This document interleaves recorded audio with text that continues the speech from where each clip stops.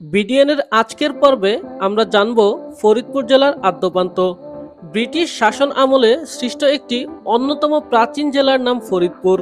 অনেক আউলিয়া দরবেশ রাজনৈতিক পুণ্যার্থের আবাসভূমি হিসেবে এ অঞ্চল অত্যন্ত সুপরিচিত। এ জেলার পূর্ব নাম ছিল ফতেহাবাদ। প্রখ্যাত সাধক এবং দরবেশ খাজা মঈনুদ্দিন চিশতি রহমতুল্লাহ আলাইহি এর শিষ্য শাহ ফরিদ রহমতুল্লাহ আলাইহি এর নাম অনুসারে এ জেলার নামকরণ করা হয় ফরিদপুর। ফরিদপুর জেলার প্রতিষ্ঠা সন 1786 হলেও তখন এটির নাম ছিল জালালপুর এবং প্রধান কার্যালয় ছিল ঢাকা। 1807 খ্রিস্টাব্দ ঢাকা জালালপুর হতে বিভক্ত হয়ে এটি ফরিদপুর জেলা নামে অভিহিত হয় এবং হেডকোয়ার্টার স্থাপন করা হয় ফরিদপুর শহরে। গোয়ালন্দ, ফরিদপুর সদর, মাদারীপুর ও গোপালগঞ্জ এই চারটি মহকুমা সমন্বয়ে ফরিদপুর জেলা পূর্ণাঙ্গতা পায়।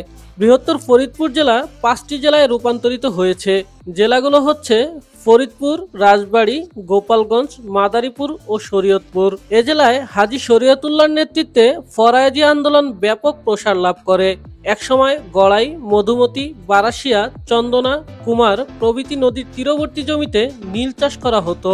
আলফাডাঙ্গা ও মিরগঞ্জে প্রধান কুঠি স্থাপন করা হয়েছিল। এ জেলায় 52টি নীলকুঠি এর অন্তর্ভুক্ত ছিল। প্রধান ম্যানেজার ছিলেন ডানলপ। অন্যান্য জেলার ন্যায় এ জেলায়ও নীল বিদ্রোহ হয়েছে। এতে নেতৃত্ব দেন দুদু মিয়া। একসময় এ জেলা বিল প্রধান জলাভূমি এলাকা ছিল এবং পদ্মার প্লাবনে পলিমাটিতে উর্বর হতো। জেলা শহর বর্তমানে কুমার নদীর তীরে অবস্থিত। ফরিদপুর পৌরসভা সৃষ্টি হয় 1869 সালে। সদর উপজেলার অম্বিকাপুর রেল স্টেশনের উত্তরে, কুমার নদীর দক্ষিণে গোবিন্দপুর গ্রামে পল্লীকবি জসিমউদ্দিনের বাড়ি। বাড়ির সাথেই রয়েছে বিখ্যাত সুজনবাদিয়ার ঘাট।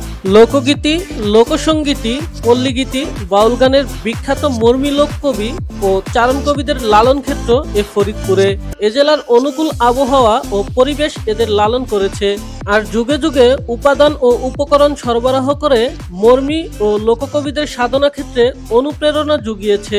পল্লীকবি জসিমউদ্দিন, তাইজউদ্দিন ফকির, দেওয়ান মোহন, দরবেশ কোতার্দি শাহ, ফকির তিনু শাহ, আজিম শাহ, হাজেরা বিবি, বয়াতি আসাদুজ্জামান, আব্দুর রহমান চিশতি, আব্দুল জালাল বয়াতি, ফকির আব্দুল মজিদ প্রমুখের নাম উল্লেখযোগ্য।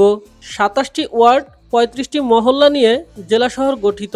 এর আয়তন 20.23 বর্গ কিলোমিটার। প্রাচীন নিদর্শন ও প্রত্নতত্ত্ব সম্পদের মধ্যে গেড্ডা মসজিদ, পাতাইল মসজিদ, সাতর মসজিদ, বাসুদেব মন্দির, জগৎবন্ধুর আঙিনা, ফতেহাবাদ টাকশাল, মাথুরার দেউল, বাইশরশি জমিদার বাড়ি, জেলা জজ কোর্ট ভবন ও ভাঙা মুন্সিফ কোর্ট ভবন উল্লেখযোগ্য।